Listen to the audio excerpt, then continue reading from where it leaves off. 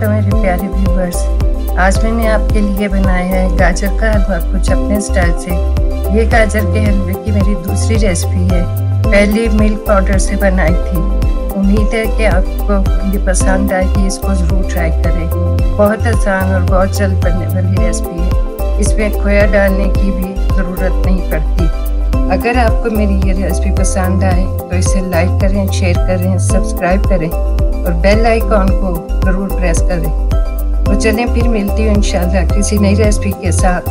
दुआओं में याद रखें और बहुत सारी दुआओं के साथ अल्लाह ताला आपको खुश रखे, आबाद रखे और आपके दस्तरखान हरे भरे और आबाद रहें। अल्लाह हाफिज़। Love you viewers.